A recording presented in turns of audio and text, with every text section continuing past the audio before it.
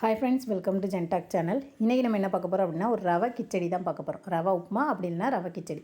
இதில் வந்து நம்ம நிறைய வெஜிடபிள்ஸ் சேர்த்தோம் அப்படின்னா அந்த ரவை உப்புமா வந்து நல்ல டேஸ்ட் இருக்கும். வெறும் ரவையை மட்டும் போட்டு நம்ம கிண்டினோம் அப்படின்னா டேஸ்ட்டு இருக்காது.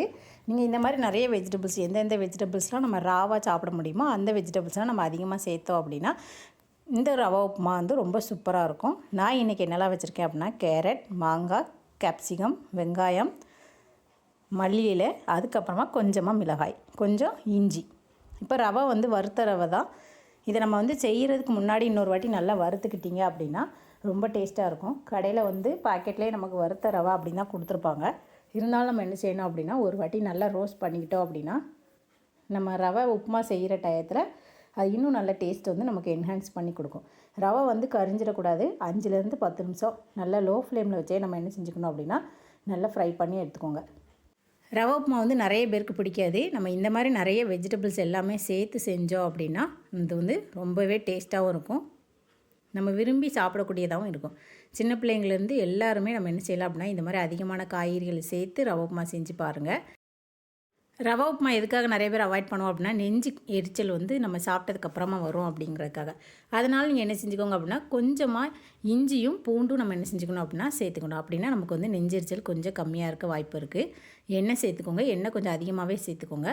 கடலைப்பருப்பு, அதுக்கப்புறமா நம்ம குட்டி குட்டியாக கட் பண்ணி வச்சுருக்கிற இஞ்சி சேர்த்துக்கோங்க. அதுக்கப்புறமா சின்ன வெங்காயத்தையும் நம்ம என்ன செஞ்சுக்கலாம் அப்படின்னா கட் பண்ணி சேர்த்துக்கோங்க. அப்புறம் மிளகாயை சேர்த்துருக்கேன். இதெல்லாம் நல்லா வதங்கணும். சிலர் வந்து நெய்யிலே செய்வாங்க. நீங்கள் நெய் வந்து ஃபஸ்ட்டே ஆட் பண்ணாமல் கடைசி ஆட் பண்ணாலுமே ரொம்ப சூப்பராக இருக்கும். அதுக்கடுத்து குடைமிளகாய் சின்ன சின்ன பீசஸாக நான் கட் பண்ணி வச்சுருக்கேன். இதுக்கு கொஞ்சம் எண்ணெய் அதிகமாக இருந்தால் தான் அந்த ரவை உப்புமா வந்து நல்ல டேஸ்ட் இருக்கும். நம்ம எண்ணெய் கொஞ்சம் கம்மியாகிட்டு நெய் கொஞ்சம் கம்மியாகிடுச்சு அப்படின்னா ரவை உப்புமா வந்து நம்ம எதிர்பார்த்த அளவுக்கு வராது. கொஞ்சம் நல்ல எண்ணெயாக இருந்தால் மட்டும்தான் நல்ல டேஸ்ட். அதுக்குன்னு ஓவர் எண்ணெயாக இருக்கக்கூடாது. இந்த காய்கறிகள் எல்லாமே அந்த எண்ணெயிலே வதங்கணும். ஒன்றுக்கு ஒன்று என்ன செய்யக்கூடாது அப்படின்னா அடி பிடிக்கக்கூடாது. அந்த மாதிரி இருந்துச்சுன்னா ரொம்ப சூப்பராக இருக்கும்.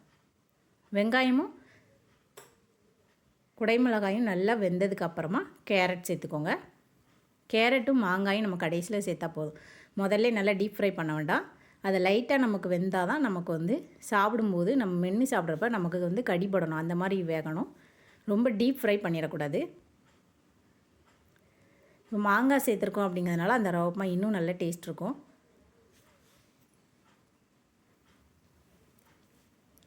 இப்போ எல்லா காய்கறியுமே நான் சேர்த்துட்டேன். இதை நல்லா மிக்ஸ் பண்ணிக்கோங்க. இதுக்கப்புறம் நம்ம தேவையான அளவு தண்ணி சேர்த்துக்கலாம். 1 கப் ரவைக்கு நம்ம என்ன செஞ்சுக்கலாம் அப்படின்னா 2 கப் தண்ணி சரியான அளவாக இருக்கும். ரொம்ப அதிகமாகவும் இருக்கக்கூடாது தண்ணி. நான் இன்றைக்கி வந்து 1 கப் ரவை எடுத்திருக்கேன். அதுக்கு 2 கப் தண்ணி சேர்க்க போகிறேன். எந்த கப்பால் நீங்கள் அளந்தீங்களோ அதே கப்பால் நம்ம என்ன செஞ்சுக்கணும் அப்படின்னா தண்ணியும் சேர்த்துக்கணும். இப்போ இது 1 கப்பு ஊற்றிட்டேன். அதே கப்பில் நான் இன்னொரு கப்பு ஊற்றிருக்கேன். அவ்வளோதான். இதுக்கப்புறமா நம்ம தண்ணி எதுவுமே சேர்க்கக்கூடாது. கொஞ்சமாக உப்பு சேர்த்து நல்லா கொதிக்க விட்டுருங்க. நல்லா கொதித்ததுக்கு அப்புறம் தான் நம்ம என்ன செய்யணும் அப்படின்னா ரவையை சேர்க்கணும். வறுத்து எடுத்துக்கோங்க ரவையை. அப்போ தான் நல்ல டேஸ்ட் இருக்கும்.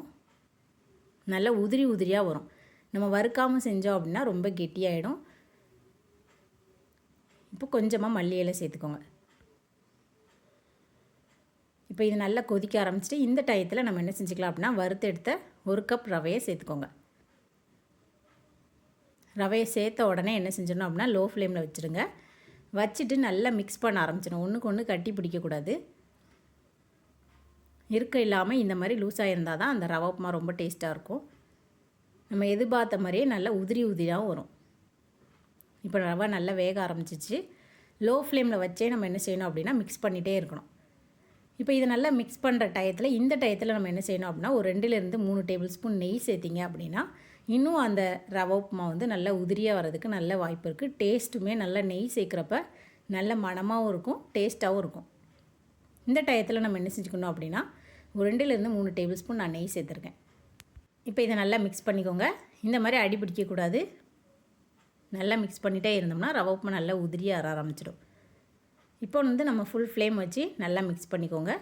ரொம்ப கெட்டியாக விடக்கூடாது. ஒரு சூப்பரான ரவை உப்புமா ரெடி பண்ணியாச்சு. இந்த வீடியோ பிடிச்சிருந்தால் லைக் பண்ணுங்கள், ஷேர் பண்ணுங்கள், மறக்காமல் சப்ஸ்கிரைப் பண்ணுங்கள். முடிஞ்சால் ஹைப் கொடுங்க. இப்போ நான் வந்து ஒரு சூப்பரான ரவை உப்புமா ரெடி ஆகிடுச்சு. இப்போ பாருங்கள், நான் ஒரு பாத்திரத்தில் வச்சு அதை அப்படியே எடுத்துருக்கேன். ரவை உப்புமா ரெடி ஆகிடுச்சு. தேங்க்யூ.